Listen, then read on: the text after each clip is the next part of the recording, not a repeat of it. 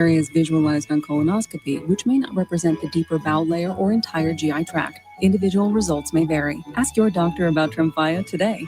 Call 1-800-526-7736 to learn more or visit TremfyaRadio.com. Savings are heating up, and so are the summer super deals at the used car superstore on the Sheeler Motor Mile. You don't need super strength to get approved for credit. Sheeler owns the finance company. Getting approved for credit is super easy on the Motor Mile with financing options for every budget. Sheeler makes car buying easy with the hottest brands all in one location. Cars, trucks, vans, SUVs. Many have miles in the teens, remaining factory warranties, and some are even local one-owner vehicles. Over 900 used vehicles in stock now and ready to move. More than any other dealer in the area. Plus exceptional service, selection, and savings. Need some summer spending cash? Sheeler will buy your vehicle even if you don't buy from us.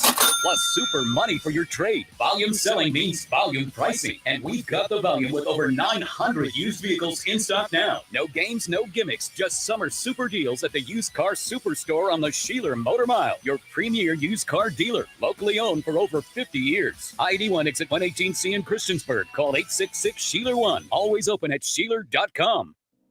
Join the Lynchburg Hillcats at Bank of the James Stadium this summer for any of your favorite nightly promotions. New this year is Senior Sluggers Tuesdays, where members of the Silver Sluggers Club get in free. Wednesday is Winning Wednesday, where purchasing one ticket gets you into every Wednesday game the rest of the year. As always, we'll have Thirsty Thursdays and giveaways and fireworks on the weekend, and free admission for Kids Club members on Sunday. Get your tickets today at lynchburg-hillcats.com.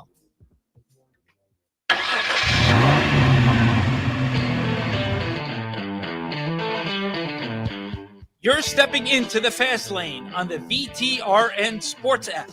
93.3 FM and 1320 AM Lynchburg, or by asking Alexa or Google Home, open VTRN Sports Lynchburg. Now, take the fast lane through the topics that matter across the Commonwealth. This is the Fast Lane with Ed Lane. Well, here we go. What else is new in the fast lane? That, of course, being that, for one, we're taking a quick moment to actually get signed in on our VTRN Sports and Fastlane Ed Lane streams on Facebook Live and YouTube. I think we're finally there, though, so that didn't take too long. The other is this. Bye-bye, summer. Here we are. Today was the first day of many that will be spent from, basically the end of July through the end of March, when you include postseason recaps over at Liberty University. And realistically, we'll go into April and May, because I would expect baseball and softball to have pretty good years in the future. So we're probably going to be on tap for both of that. So Liberty's right now in that unique spot where you're still looking back to a small extent on last season, but you're also looking ahead to this season. And look, 8 wins and 3 losses in the regular season. Liberty didn't play the App State game. They missed that opportunity, obviously, to get a 9th win. So 8-3 in the regular season, 8-4 if you include the bowl game loss where everybody opted out against Buffalo. But it's not really the standard when you consider that Liberty far outpaces the rest of Conference USA in terms of their resources. And frankly, the Liberty Flames, who had a difficult time, hence our chats with Jamie Chadwell, Fastlane, Ed Lane, where you listen to podcasts, because that's what we keep receipts. Right there. He's mentioned that it's difficult, Ian McCaw has, to get teams to schedule Liberty in football. So with that being said, you're playing, I think the schedule this year is intriguing, certainly with JMU at home, Old Dominion on the road. There are a number of games that are good, but they don't draw Western Kentucky, who many people project to be, myself included, the top challenger for Liberty in Conference USA.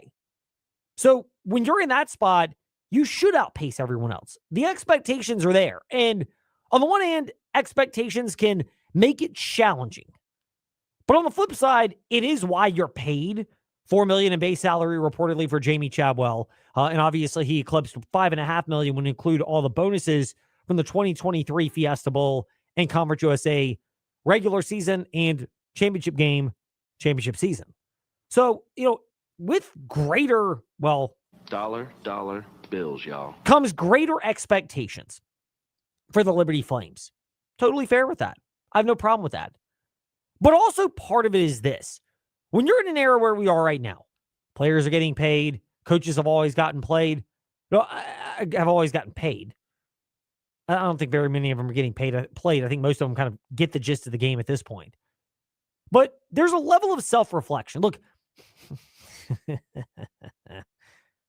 gone are the days in the world, in business, and football has been an extension of this. As much as I love football, I think it's reasonable to say that some of the football machismo mindset has needed to be phased out, and has. Part of that is the idea that when you admit you're wrong, it's a sign of weakness. We can never admit we're wrong. By the way, it's even more comical in the South. Like, we all go to church on Sunday to worship the one person who ever walked this earth, Jesus, Son of God. And then we leave there and we all pretend that we have to be perfect and actually have the arrogance and ignorance to believe that everybody else is just going to buy into that. I mean, kind of comical. But then there's the other part to this where I think, if anything, players can sniff through that. Rick Kennedy, broadcast partner of ours for Jefferson Forest Cavalier for football, presented by TrostLaw.com. As Coach Kennedy has been with me now, this will be our 12th season in a row doing JF football games on 100.9 WIQO and the Virginia's Talk Station app. Actually, it is a month from yesterday, I believe. Yeah, I was going to say Trey Lyle has his first scrimmage game in 2 weeks. Yeah, you got scrimmages, then benefits, then Trey will be on the sidelines at various venues. Maybe even the ones in which we're calling. If you are, by the way, they should keep you off the JF from games. Tomorrow. Well, I'm not going to. I'm cashing. I can stay. I'm not biased towards JF. I mean, you don't have. I'd like to think we are not in our broadcast. No, actually, you would want me on the JF games because then you can be like, oh my God, Trey Lyle made an incorrect call. But I will actually say this: I don't mind you being anywhere in the region for those, because you can have that officiating perspective of what certain coaches and players and teams are like down on the sideline. So you'll have a unique angle with your Wednesday chats with Bryson Gordon of NewsAdvance.com. Ben Cates, by the way, real hectic schedule this fall, so there may be chances where we're double dipping and poaching off the morning warm-up with our own, but probably more high school football-themed chats with Bryson Gordon as well in the fast lane. Trays are more on the Liberty Flames. But, as it relates to Liberty, by the way, we didn't even play the soundbite. We went on a detour, but After Ed's potentially unnecessary detour, let's get back on the road in the fast lane.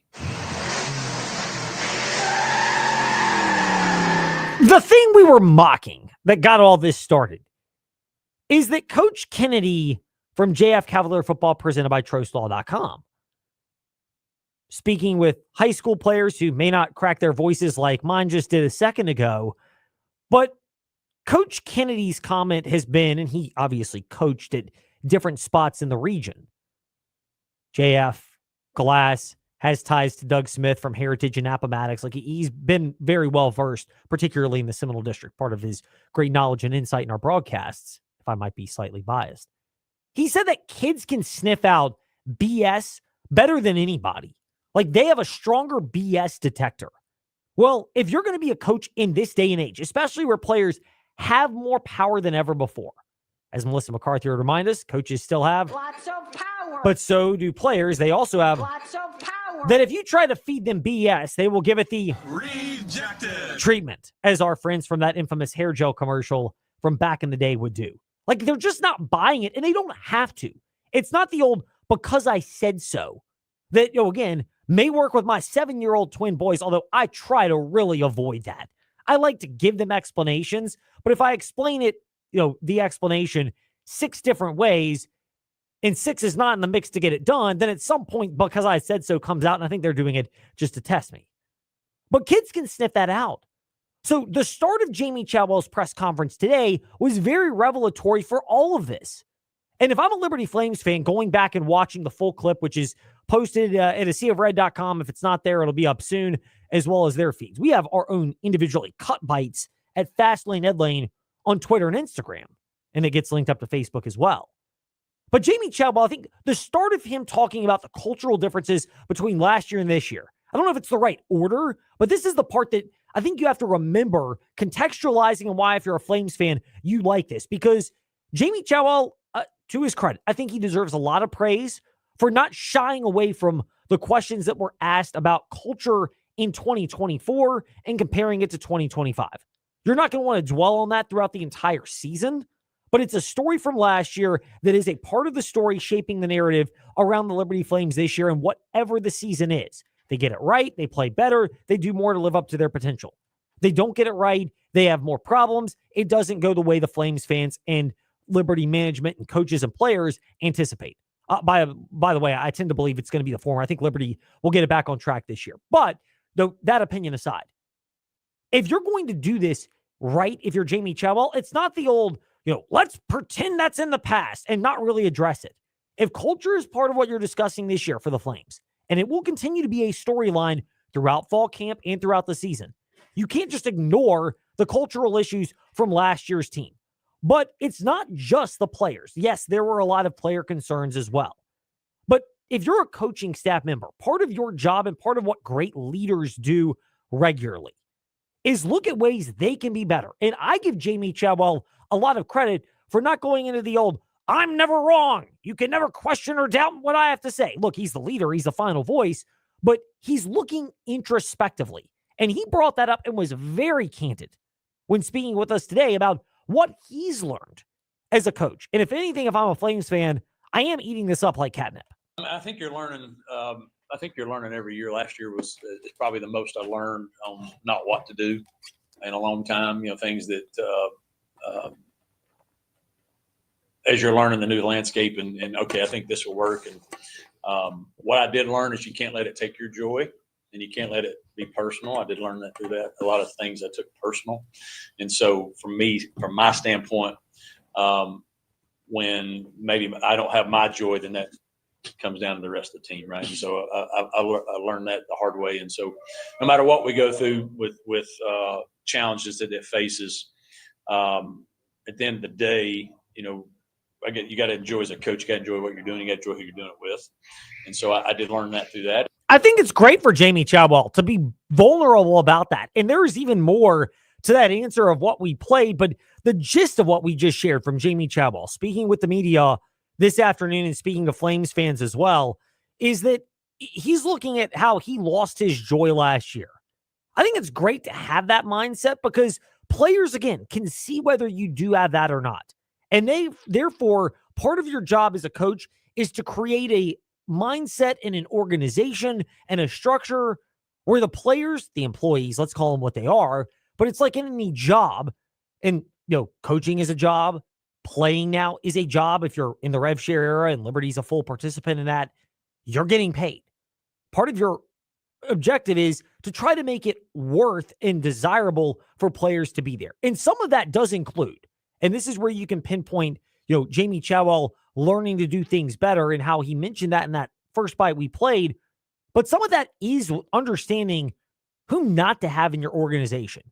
And some of that is if you've got players who are ready to move on to greener pastures, and yes, we do mean it in the dollar bills, y'all, sense, then you have to be okay letting them go. And I'm not saying Liberty wasn't okay with players being let go, but I think it was kind of obvious the body language last year at different junctures in the preseason and the season of Caden Salter. And again, credit him, played through injuries at different points last year, but the quarterback is an and position. You got to play through injuries and play effectively and be a great leader. It is an and position, and there's some growth there for Caden Salter that he needed to learn, but I think also he wanted to transfer out after the Fiesta Bowl. He entered the portal 24 hours or so after that loss to Oregon, and then he came back kind of tail tucked between his legs to Liberty. And again, the financial offers may not have been out there, but sometimes when you're ready to move on as a coach and a player, it's better to still part ways, even if the player winds up not getting the best financial deal or setup that he wanted, and maybe you overestimate what your value is on the open market.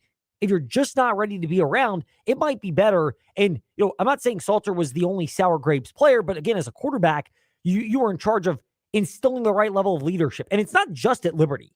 We spoke with Brent Pry of Virginia Tech and Kelvin Gilliam and Kyron Drones Friday in the Fast Lane. And we've also spoken with David Cunningham of TechSideline.com since then, when he joined us Monday at Fast Lane Ed Lane, where you listen to podcasts. And guess what? We keep receipts. Right there. The Virginia Tech has dealt with the same thing. Clicks, issues, challenges. And some of that is, again, valuing what makes sense within an organization. Part of that, again, is, it's not just everybody sing Kumbaya and go get ice cream after the game, to quote our friend Michael Lombardi, the GM of UNC football. But you do want some of that. You want a level of people enjoy being around each other to an extent. Now, that's going to change as camp gets underway. It'll change at Tech, Kumbaya vibes. Some of those will go out the window. Same at Liberty. But you still want that in spite of the competition, that everybody's willing to put it in. And ultimately, when that competition of playing time and depth chart rotation ends, you support the other players, but also you're trying to be the best, knowing that if they get injured or if they don't perform in the game, you're still ready to take that, because those things do happen in the world of sports. And in particularly in football, where outside of quarterback, where you want one solid player and ideally maybe an offensive line where there's a pretty good gelling unit, everything else, there are a lot of rotational pieces where playing time can really vary if you're actually balled in.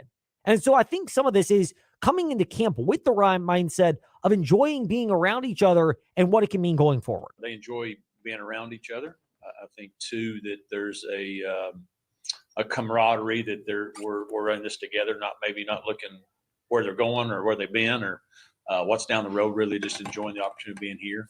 That's shown up. They've spent more time together off the field and more time in the building. And that's contagious when you got guys that want to be around, want to be in the building, want to get better. Other people want to do that. Tony Bennett, when he stepped away as Virginia's men's basketball coach back in October of last year, 2024, he mentioned the mental health element of athletes. And some of that is because you can transfer more easily, because everybody knows to an extent, if you're talking and players do talk, you'll have a general idea of what players are getting paid from other programs and teams. It becomes easier to get distractors out there. And these are not professionals in the NFL where you understand if you have a good season or a bad, a healthy season or an injured, positional value, and you have seasoned agents around you that can help you to have the right focus during the season. Stay in the present.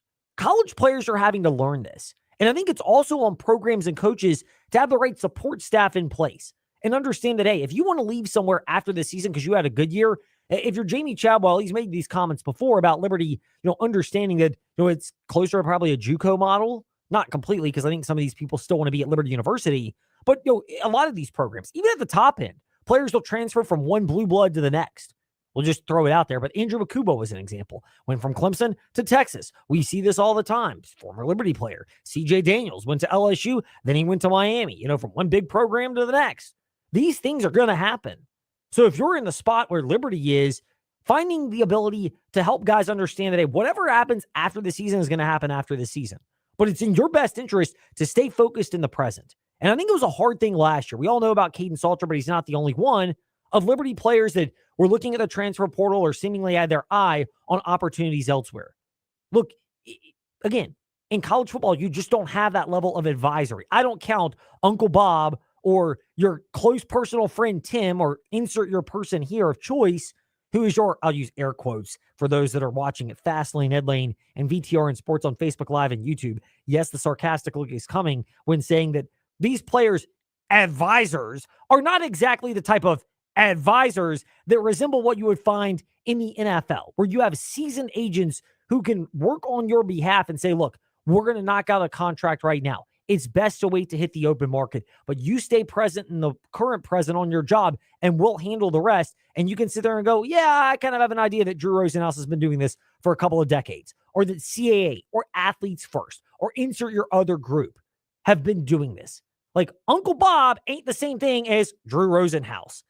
Your advisor and friend Tim is probably not the same caliber person as CAA or Athletes First. Just saying. And so college, it is a bigger challenge for coaches. And therefore, understanding that a lot of this still requires some of the old school elements that Jamie Chadwell mentioned, including the concept of cultural growth. You grow from things that you tried and it didn't work, and why didn't they work? And so, or what did I allow that I shouldn't have allowed? So you look back on that. So some of the things that we did in this off season were things that I needed to improve. And I didn't do a good enough job last year on, with that crew. And so you look back, you plug, hey, what can we do differently, or what can we do to make sure to try to protect your culture as much as possible, right? And so I wouldn't say that we didn't have complete wholesale changes. We didn't. I believe I did a better job of understanding things that we needed to protect more. And so we did. I think we did a good job, and the coaches did a good job of that this offseason. But I also think there's a group of players that crave what we have as well. I think that goes hand in hand sometimes too. You got to have people that are rolling the same way. And that's part of the coaching staff's job. Players that are growing the same way. There's a vetting process that goes into it. It's harder than it's ever been before. Those are all realities of being a coach right now if you're at Liberty or anywhere in college athletics. But I'll say this, if you're a Flames fan, learning from mistakes, admitting mistakes, and learning from mistakes is probably a better phraseology. And then looking at where you can grow, that is where I'd go if I'm a Liberty Flames fan. All right, I like the direction that this team is poised to go in. Are they going to be as raw talented as last year's team? No, they've lost players both in the early portal window. I mean, for all of his warts, Caden Salter was an extremely talented quarterback. He got them to a Conference USA championship in the Fiesta Bowl in 2023, and I think Flames fans should still appreciate that season even if they don't like how it ended. They don't have guys like Jay Hardy at Auburn or TJ Bush at Cal. And the whole portal window, again, I'd like to have one as opposed to two. I'm not alone in that category. That was what most coaches expressed at the ACC kickoff, including our chat with Brent Pry from last Friday, where you can listen. And guess what? We keep receipts. At Fastlane Ed Lane, wherever you listen to podcasts, including Facebook Live and YouTube. Those are all things that go into it. But so does self-reflection and leadership, and that is a plus for the Liberty Flames. It's a plus that we have a chance after our chat with Motor Racing Network lead pit reporter Steve Post to give you our own version of what he said and what he meant for NASCAR, plus the Fast Five at 5-ish with other headlines, including balloting in the ACC. All of that coming up, but first, when we return, Steve Post, Motor Racing Network lead pit reporter, will join us to discuss the stretch run and everything else going on here in the Fast Lane on the VTR and Sports app, and ask that smart speaker, open VTR in Sports.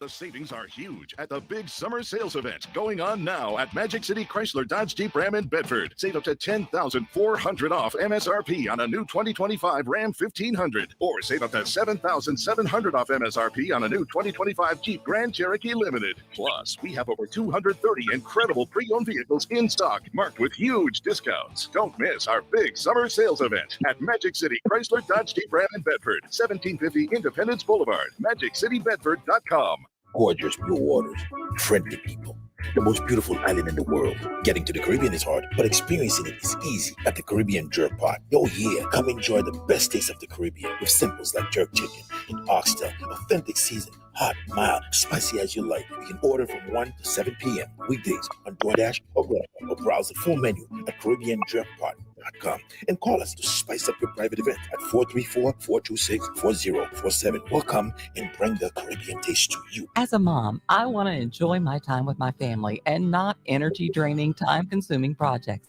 That's why I trust Executive Maintenance. When I need a handyman, I call Executive Maintenance. When I need lawn care and landscaping, I call Executive Maintenance. And when I have a big project like gutter cleaning and pressure washing, I call Executive Maintenance. Guard your family time. Trust Executive Maintenance for all your house jobs. Visit executivemaintenancelynchburg.com and call them today so you can spend time enjoying your family as I do. Are your windows difficult to open and close? Are you air conditioning the outdoors with gaps around your old, worn-out windows? It's time to call Collins Siding and Windows. Let their experienced craftsmen transform your home's appearance with beautiful new windows while also saving you money on energy costs. Since 1989, Collins Siding and Window has been transforming homes in the Lynchburg area. Call Collins Siding and Window today for all of your exterior home projects. Call today, 434-525-6307.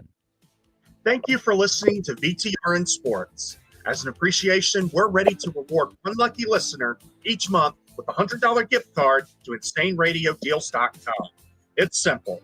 Take a photo of how you're listening to your favorite station, then send it to us at info@VirginiaTalkRadioNetwork.com, or tag us on Facebook, Twitter, or send us a DM, and you're entered to win. Winner will be announced on the first business day of the following month.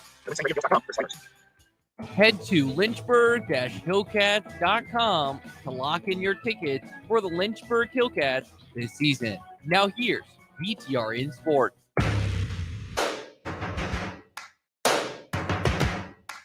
Step into the Fast Lane 24/7 at Trey Lyle VT and Fast Lane Ed Lane on Facebook, Twitter, Instagram, YouTube, and wherever you listen to podcasts. Now, back to the Fast Lane.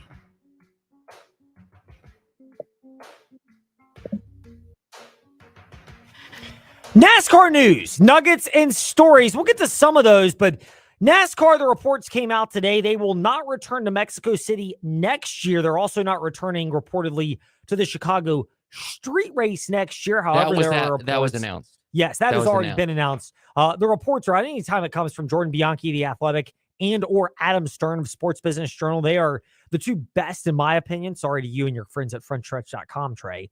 But they're the two best breaking news reporters when it comes to NASCAR. You take up too much time for me to break news. I mean, I do. It is a real challenge for me. I'm not good at helping you manage your time, Trey, and I fall on the sword for being not so skilled in that. I'm just kidding. But I give NASCAR credit for the ideas. I think people lose sight with the idea of NASCAR taking a break from Chicago, although it seems more like a break as opposed to a break up.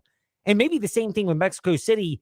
It's setting the blueprint for how to do international travel, how to put these on the schedule. You at least get the ball rolling by going at it. It may not be perfect. And I'll use the same thing with the in-season tournament because I think there should be tweaks. NASCAR should be praised with it, but where I would be more critical is if they just kept doing the same thing, like Michigan to Mexico to back in the U.S. They're trying to get this more logistically flowing for Mexico City. Or Chicago race, it does have to jive with Chicago in a better timeline of year. Or the All-Star, the in-season tournament. I like the concept. Maybe started somewhere other than Atlanta. You're like the biggest fan of it, considering the winner. I'm just saying. Yeah, but that doesn't even count for a real championship. So that's my thing. A tie needs to get to the playoffs. But anyway, I was going to add with the Mexico thing, a big reason is obviously the World Cup being in Mexico City next year plays in a part of why they're not in Mexico. See, and thank you, Trey, for interjecting that, because I think that's great to remember that you've got the ball rolling. You have an idea of what to do. And if you're just sitting on the sidelines not getting better, please criticize NASCAR. I'm cool with that. And there have been areas where NASCAR deserves criticism. But in a lot of cases, NASCAR's ingenuity, particularly over the last 5 to 10 years, they've been willing to make tweaks and try to make the changes when it is necessary. Somebody who is familiar with the inner workings of NASCAR, he's been in the pits for a long time, and he's the lead pit reporter for the Motor Racing Network, Steve Post. Back with us once again in the Fast Lane. Steve, first of all, it's a joy to be seeing your face. Long hair, don't care. First of all, that is always a plus for us. We love it. Yes, indeed.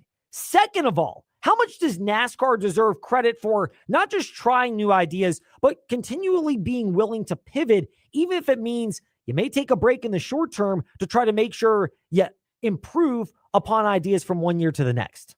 Yeah, I think it's fascinating to me as someone who's been around NASCAR for 25 years. It used to be families had a plan the second week of August to be like, no, I can't do that. I'm going to be in Watkins Glen. It used to be the third week of September. We were in Dover, and we have that no longer. It's a topsy-turvy world with it, but I think it's great. And I heard a little bit of your conversation, and yeah, Chicago was awesome, but it wasn't working for Chicago or for NASCAR on 4th of July weekend.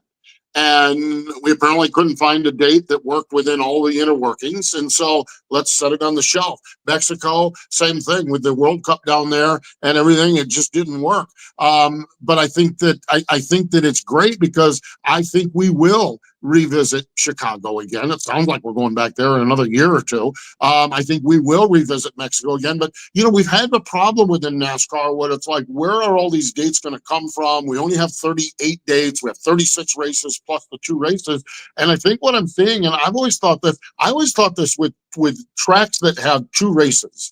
I thought, set aside Martinsville, beloved Martinsville. We can't mess with Martinsville, okay? But set aside Martinsville and probably Daytona and Charlotte. Tracks that have 2 dates, I've always thought that second date should be a rotating date. Like maybe every third year you get the second date, because I think that opens up windows. Now, I don't see that we're going that direction, but I think with this rotating Chicagoland, Mexico City, San Diego, I think that we are getting some kind of a rotation to spice things up. we live in a world where things have got to be spicy. Things have got to be new. You can't show the same thing on TV this week that you showed last week. And NASCAR certainly has been very aggressive with pursuing new ideas. I think I would not be shocked if in 3 or 4 years we might not go back and try the LA Coliseum for a year. I think that'd be great. I think we live in a world, and this is a big societal thing, where the only way things are deemed a success is if they last forever. And the reality of it, me, is there's short-term things, whether it's short-term relationships, whether it's short-term business relationships. There are short-term things that can be very successful. 3 years at the Coliseum might have been 1 year too many. Maybe we did 2 years at the Coliseum. Maybe we take 2 years off. Maybe we go back for another 2-year stint and kind of keep things lively. Maybe we do that with Chicago, where every third year we take it off, or we go every third year. And maybe San Diego fits into that, Mexico. And I just think it's exciting because we've got to keep growing this sport. This sport, the average age of this sport is old, guys. The average age of this sport is scary how old it is. Golf and NASCAR have two very, very old fan bases, and we got to start replacing them and regenerating things. And I think all of these extra different events do it. But I'm going to take care of the old school fans too. And I think NASCAR's done a wonderful job with this. Who would have seen North Wilkesboro, Bowman Gray, and Rockingham on schedules 6 years ago? We wouldn't have seen those, and yet we're also catering to that. So I give a lot of credit to it. They're tending to the new, but they're taking care of the old also.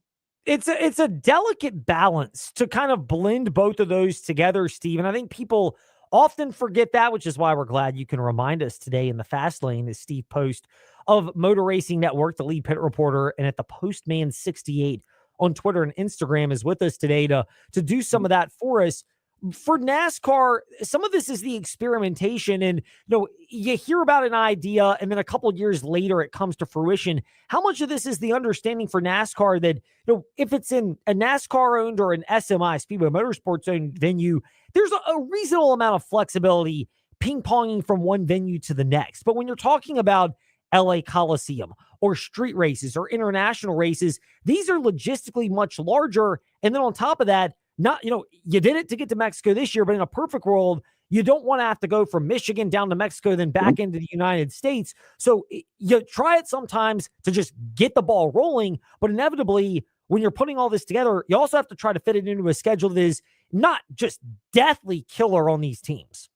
Yeah, that turned out. We had 6 weeks or 2 months before the trip to Mexico, and you know how things are in our society, in our world, especially these days in our world. All of a sudden, there's rumbling in the garage area that we're not going to Mexico, and you had every reason known to mankind that we're not going. From they love Donald Trump to they hate Donald Trump, the trade deals, all of the negotiations. This is not going good. We're not going for safety and security purposes. I had team people say, no, we're not going because the teams can't do Michigan to Mexico City logistically. And turns out the teams could do it, but I don't think we're ever going to do that again. I don't think we're going to have that Sunday night in Michigan where teams are transporting everything out of the trailers, taking all the food out of the trailers, taking everything out of the food to get through customs. And I think we learn, and I think we live, and I think that factors in. I think World Cup's probably the biggest thing, that window of time where it would work good and not be on top of F1 down in Mexico City in the fall. I think but I think all of these things have to be factored in, and I think it's a learned process. And yeah, NASCAR's going to make mistakes. I think the logistics of the Mexico City trip probably needs to be revisited, and I think that's part of the discussion, and maybe part of the reason it doesn't work this year is it just doesn't fit into the calendar and the schedule with where our teams are at, where our dates are, where Mexico City is with the World Cup and everything else. And it's like, okay, let's just look at 2027 and see if we can make it back there and make something work. Well, and the other thing NASCAR has done, you go back to Chicago, correct me if I'm wrong, but if you're going to go to Chicago and have a different presence, I know Chicagoland is not in Chicago proper. They're different areas. But the track maybe is conducive as ever to the current NASCAR car setup, and you would know that more since you're part of MRN's crew call. But you combine that with the military history in NASCAR and going to the naval base in San Diego next year, that NASCAR has at least found different ways to say, if we can't scratch one itch, let's scratch a different one. Yeah, exactly. I mean, how many times are we going to have the 250th anniversary of the Navy? Once. That's next year. And kudos to NASCAR for finding a way to host a race on the 250th anniversary of the United States Navy, to host a race, the United States 200. on a naval base in a beautiful part of the country called San Diego, that scratches a lot of itches. San Diego might be a one and done. Does that mean it's failed, or does that mean it's highly successful? And I think that's the thing. And I think it's and Ed, you're 100% right. It's a delicate balancing act. I don't envy them in doing this, because it's like, how do you do? I had someone, I posted a video for one of my clients, posted a video, oh, we're going to San Diego. What do you think? I had one person say, any race in California is not going to be watched by me. And I'm like, well, okay. Now that's unrational. There's irrational fans also, but we have to balance and put it all together and make it all work. And I think overall, I think the creativity of it has just been exciting. Like I said, I don't know where I'm going the second week of August now. And it used to be, I know I was going to be in Watkins Glen every year for the same old routine. And now it's all mixed up. We went to Michigan the first week of June. Man, that was awesome. It was great going up to Michigan. And some of these tracks have really tried. Pocono, when they went from 2 dates down to 1 day, oh my gosh, you want to talk, they had 2 really good weekends. Now they have one epic event up in the Pocono Mountains, and the epic events are really, really special, that's for sure. How much you're on the inside of this more than we are, Steve Post, Motor Racing Network. By the way, the fan that said they would not watch a race in California, you're classier than we are. I would have been like, thanks for listening to mrnradio.com or downloading the app since you're not watching. We really appreciate it. You're a lot classier than we are, Steve, although that is what my family and I do since I'm out with my kids so often on the weekend. We enjoy listening to you and your crew there. But, for NASCAR as well, Richmond's in the same boat. They're coming up in a couple of weeks. They've gone from 2 to 1 date as well, and Richmond's in our backyard. How much does this pressure may be the right word, onus may be a better phrase, but how much does it put the expectation on a Richmond or a Pocono that if you're going from 2 to 1 date, you better make that 1 date count because you know how fragile these dates are? Well, I think both entities, and one is owned by NASCAR, Richmond is owned by NASCAR, and one is an independent racetrack, but I think both entities are confident in their abilities. Pocono's found the way to do it. Take a summer weekend, bring the trucks, bring the Xfinity, camping, fireworks, concerts, shows, check in on Wednesday, check out from the world on Wednesday, and check back in with the world on Monday, and come to the Pocono Mountains, and we're going to have something for you to do. They've done a good job. Complete honesty, we haven't figured that out with Richmond yet. I don't know that an early August race in Richmond is going to be the answer. It's going to be warm. It's going to be sticky. And I think that's the thing. And I think, does that mean you stop trying? No, that means, maybe Richmond moves back to a September date and takes a playoff spot where it becomes something really special. That's a great time of the year up there in the Commonwealth as well. Maybe it's in the spring. Maybe it's, and I think that we have to peck and choose and find where these things work. Pocono again is a great example. Pocono has grabbed a summer weekend and said, you're going to come to the Pocono Mountains. You're going to forget about the world. We're going to entertain you. You're going to have a great time. And you know what you're going to do? On Monday, you're going to renew your tickets to come back and do it again next year. And that's what they do. And we've got to find those little nuances for the various tracks. And Richmond's the one where I'm not sure we're there yet. Now, I might be totally wrong. We might go there next week. We might go there in 2 weeks, and the place might be just bonkers. And we might have hit the combination that works. And whether it's a craft brew fest that we partner in with it, and concerts and music and everything. But that means you just got to keep trying to figure out what's working. Richmond's been a struggle. It really has. The competition at Richmond. I love Richmond, man. I hate that we lost 2 dates up there, but the reality of it is it's not been all that compelling at times. And so we need to figure out what works in Richmond, Virginia on a 3/4 mile oval with this generation of race car. And I think that's why we keep trying things. There's some bias in this comment, and you're on the Martinsville hype wagon as well, as we'll call Steve Post the unofficial mayor of Martinsville. No political comments because there's some Martinsville fans of ours that want us to go there. We're not with Steve Post today, but how much of it goes to as well? You mentioned the idea of having brew fests at particular events or turning them into not just races, but events. Mm-hmm. Pocono's done that. Clay Campbell's always found a way, even though the racing's been kind of hit and miss at Martinsville lately, whereas Richmond seems like they're still looking for that magic sauce of making it more than just a race weekend, but an event weekend. Yeah, and I think that's the challenge. And I think, and when, the extreme on that is when you have like the Grant Park in Chicago, or when you have Mexico City, and I think those are things we can look at and say, okay, you have a bunch of these races, you have casual people that come to the racetrack. Again, the reality of our core fan's getting old. You know, it's tough to get around for a lot of our core fans. Air conditioning at home with MRN or with television is sometimes preferred by our core fans. So how do we get that person that has a casual interest in it to maybe come out and do something? And Brewfest concerts or different other events in conjunction with it. Look at the Indianapolis 500, what they do in the Snake Pit. I mean, they have an EDM concert while the race is going on in the Snake Pit, and there's 100,000 people in the Snake Pit that maybe don't even see an IndyCar race during the Indianapolis freaking 500, but they're there in the Snake Pit doing the EDM concert. And I think it's just a matter of finding that blend, finding that balance that works for each individual track. And each track is different. Each facility is different. Each market is different. It's a challenge, no doubt about it. The Postman 68 on Twitter and Instagram, as Steve Post is with us there, motivating us, by the way, with all of his runs that he does. That's always the highlight of mine, looking at you, Steve, on social medias when you're doing that. I would imagine, first of all, it's prepared you to run on pit road and be able to be an even better pit reporter for the Motor Racing Network. So too has your work with Crew Call, which is the podcast I've started getting into. You recently had one with the crew chief of what I think may be the dark horse right now in the NASCAR Cup Series, not Ty Gibbs, but his teammate Trey, Chase Briscoe, who I think is the driver that people may be sleeping on when it comes to a playoff push, given how he's, again, to get my usher on for a moment here in the fast lane, Steve, confessing, I was skeptical of the move. You were with James Small, and you've seen the evolution firsthand on pit road for the Motor Racing Network. Am I off base in believing that may be the sneaky dark horse when we consider the regular favorites at Hendrick, Gibbs, and Penske going into the NASCAR playoffs? And even I think you're right spot on there. I think it's fascinating, and somebody, and it wasn't me, and I wish it was me, but it was one of these, I think it was Dover, might have been one of the PRN guys say, I swear to God, it's just like Martin Truex Jr. still in that 19 car. Now, that's a compliment. That's a huge compliment that's the case. And so we had James Small on last week on Crew Call, and we kind of talked about the evolution of how Chase Briscoe is, and they've done things a little bit different there.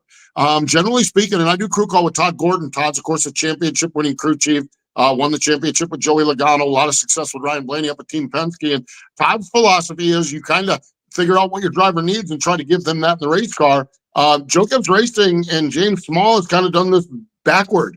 They've kind of said, Chase, can you adapt to this 19 car? Because this 19 car is not broke. This 19 car has been one of the fastest cars for the last 5 years in NASCAR. This generation of race car, Martin Truex Jr., and they get a little wonky on strategy at times, and they make a misstep here, but it's not through lack of speed. And Chase has been a chameleon and has just adapted to this number 19 car. And boy, we're seeing the fruits of the labor on that. We talk to teams all the time. You got to put a weekend together. Man, I'm telling you what, Chase Briscoe, he gets the start of the weekends really, really good. And you get that track position, and you get ahead of that curve, and you get ahead of that wave, if you will, with track position by having a good qualifying run, by winning a pole or starting on the front row. And you set yourself up for a good weekend, and they've done a wonderful job with that. I would not be surprised. And the other thing is, Chase Briscoe, great road racer. Great short track program there with Joe Gibbs Racing. Speedway program with Joe Gibbs Racing is really, really good. Intermediate tracks, they're so fast on intermediate tracks. They can go anywhere and win a race, and I think that's going to be really, really key as they get on the stretch. I think this is a team we could see at Phoenix, which, by the way, Phoenix is where he got his career first win, driving for Stuart Haas a few years ago. So I really like what's happened with Chase Briscoe there in that 19 car.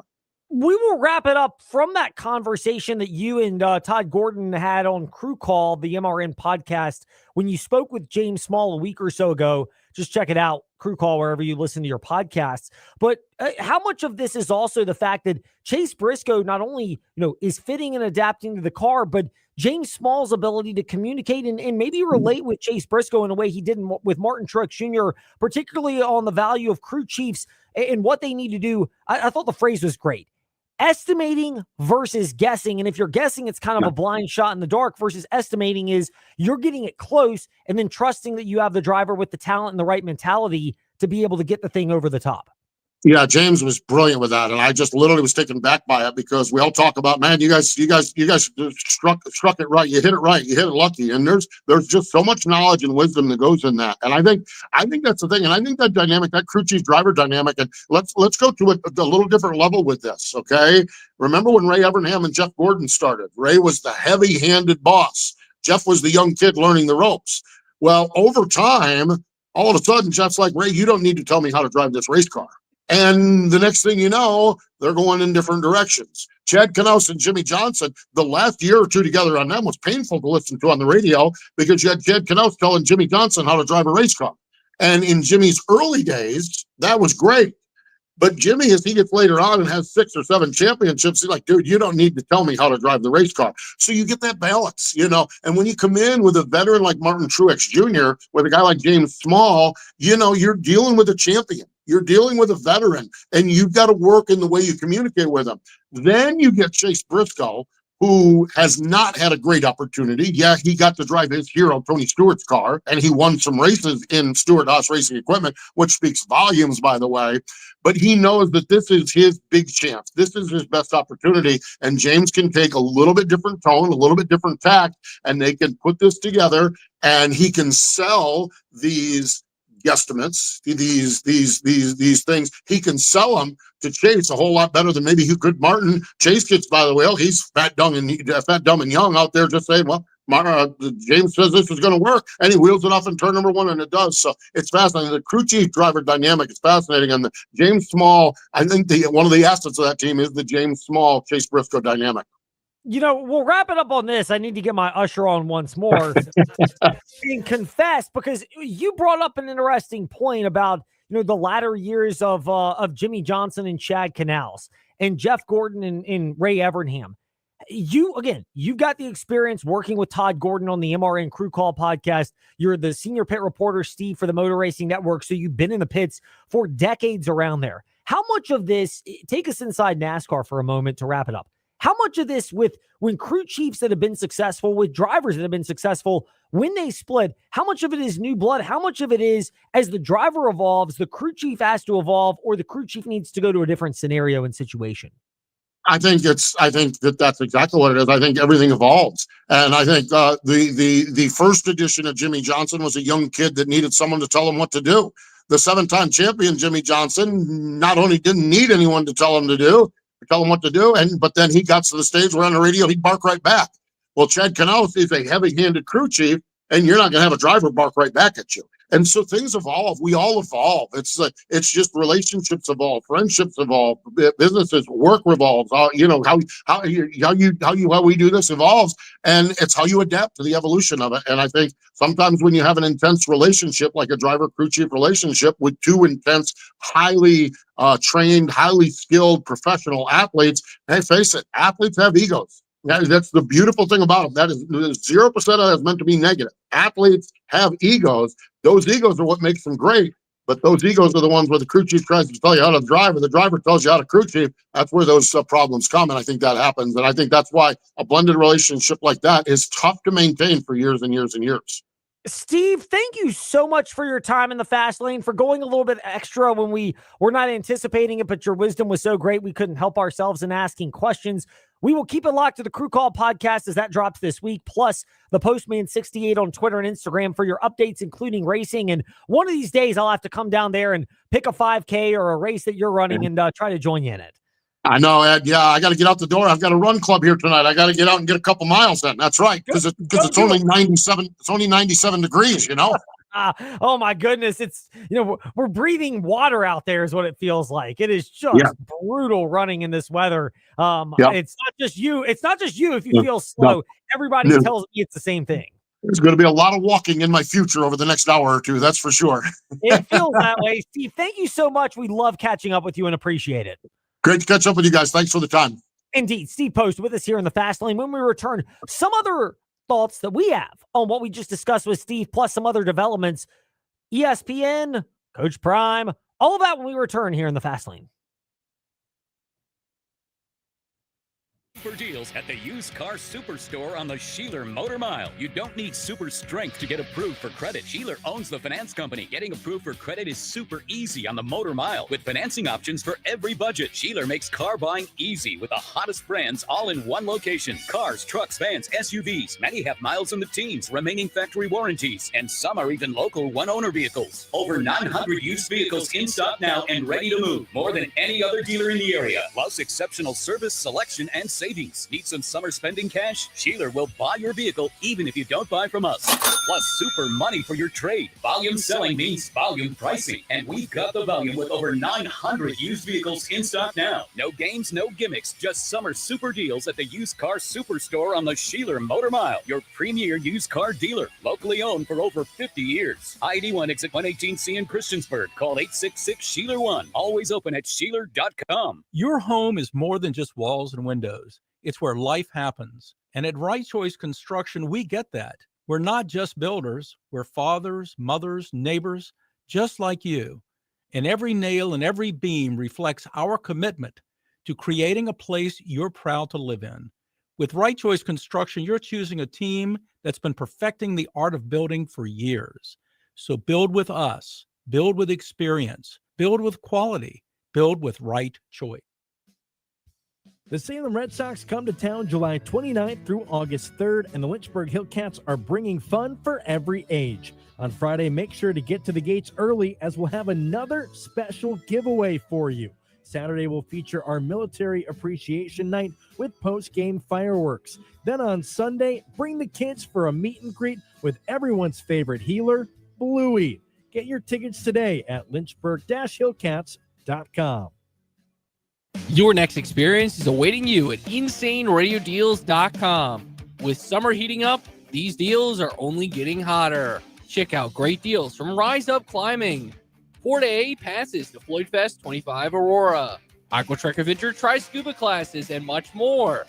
And of course, tickets to Lynchburg Hillcats, all at InsaneRadioDeals.com. Check out these deals before they run out.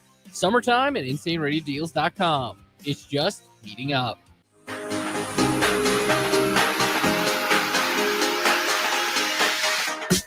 Step into the Fast Lane 24/7 at Trey Lyle VT and Fast Lane Ed Lane on Facebook, Twitter, Instagram, YouTube, and wherever you listen to podcasts. Now, back to the Fast Lane. Not that this directly affects me and probably not a lot of our listeners because Embrace Debate isn't really what we do, but it is where we start the Fast Five at 5-ish. It's time for Fast Five at 5-ish. 5-ish minutes on 5 relevant topics done around 5 p.m.-ish. Ish, because our counting skills are kind of ish. Let's start with number 5. Well, Shannon Sharpe is out at ESPN, the former NFL tight end who was an analyst and had his role on the great show First Take. You know, my favorite. Has not been at ESPN since April, and now he is officially out after reportedly settling a lawsuit after a woman claims that she was sexually assaulted, harassed, and that Sharpe committed battery against her. Could be a he said, she said. I just continue to go back to this line. I can't make an official legal proclamation of whether Shannon Sharpe would be innocent or guilty, and it's not coming to a trostlaw.com fast take at any point in the future on that. But for Shannon Sharpe and where he was with this particular situation, all I will say is a lot of these people on these shows speak for yourself. First Take, insert your Embrace Debate. Why do we get surprised when they're in a charged environment where it's highly hostile and antagonistic, and then the hostile and antagonistic behavior carries over into other aspects of your life? If you keep promoting it and acting like that, maybe it's not all that surprising that eventually it bleeds over. On to a more optimistic story about a former football player, now turned coach. Number 4. This guy, of course. Do you believe that? Huh? Coach Prime. He is going to be back on the sideline for the Colorado Buffaloes, announcing a couple days ago that he would return as coach after undergoing bladder surgery to remove cancer. At first, I scoffed at this. Again, to get my usher on here in the Fast Lane, that I was on the camp where it's like, okay, what are we doing making an announcement about your coaching future if you're Coach Prime at the start of the season? Is this just another attention-grabbing tactic? And maybe that's the downside of being someone who goes that route all the time. But now that we know more about this, again, I have to get my usher on.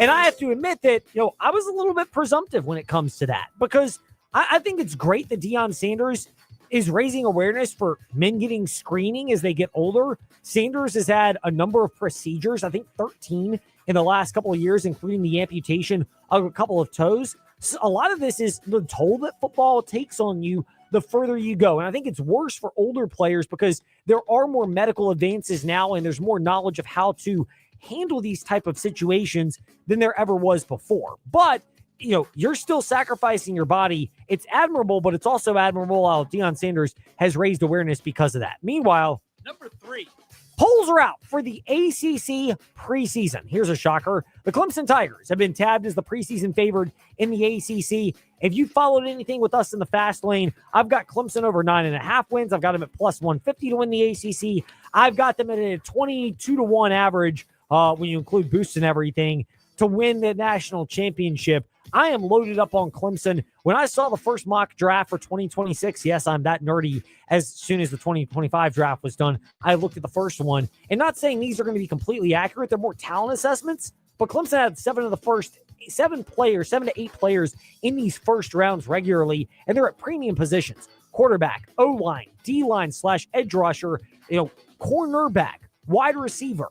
I'm going, all right, if you got enough talent there and you're in the ACC where you're not going to be physically beat up the way a lot of schools are, they're number 1. Miami's number 2. I've got them further down the list. If Cam Ward did what he did last year, I have less faith in Carson Beck. I'm not high on the Miami train. I had SMU, Louisville, then Georgia Tech. I got North Carolina at 8th, or about where people expected. I have Virginia Tech at 11th and Virginia at 14th, around the same line where people expected it again, because I am in prove-it mode for Brent Pry and the Hokies and Tony Elliott and UVA. All I have to say is, as someone who didn't vote on this, Ty and I took a fun guess on what the order would be this morning on the morning warm-up. Check that out wherever you get your podcast. We had Miami and SMU flipped, and we had Louisville and Georgia Tech flipped, but we got all 5. And I said my dark horse was Duke, who's 6th, and Ty said Syracuse, who's 12th, and I think they had a lot of good luck go their way last year, so hard to pick that. But I feel pretty proud of us getting the top 5 teams, which honestly is probably, if you made tiers, the top 5. Like Clemson's in their own tier, then Miami and SMU in their own tier, and then I would say 4 through, honestly, like 12 is probably their own tier, and I wouldn't be shocked if any of those finished in those spots. Number 2.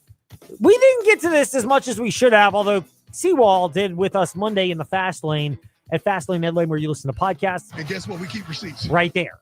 D.C. Mayor Mario Bowser says her position on a new stadium in Washington, D.C. would not change, despite President Donald Trump's request to revert back to the prior name, the one before the Washington football team was their name, the Dan Snyder era team name. Just remember, Washington, D.C. got the leverage from the federal government in terms of the operation and the decisions that are made at this particular venue. And because of that, that's why you should not be surprised at all that this is going to go through anyway. Donald Trump can grandstand. Certainly you'd like federal support and you'd like to have their funding behind this as well. And there are ties federally between Washington, D.C. and the federal government, but they're no longer the ones who have the ultimate trump card, pun completely intended. Number 1. NASCAR's Premier Cup season the Cup Series, will not return to Mexico City next year. Trey, you hit the nail on the head in our chat with Steve Post, but there's a different angle about the fact that Mexico City looks like it's going to be subbed out for Chicagoland Speedway. This venue actually is a much better fit from a quality of racing standpoint in terms of the modern car. Chicagoland and even Kentucky, which was phased out, are venues these 1.5 miles where, with the current NASCAR setup, I'm not guaranteeing it will, but I'm saying it should produce better racing, whereas road course, you're doing a lot of this because of the novelty, but not much else. Meanwhile, when we return tomorrow in the Fast Lane, more on these NASCAR topics. Wyatt Watson of FrontStretch.com slated to join us in the Fast Lane, plus more of your thoughts as well. Fast Lane Medlane, where you listen to podcasts, including Facebook Live and YouTube. Thanks for listening to the Fast Lane on VTRN Sports 93.3.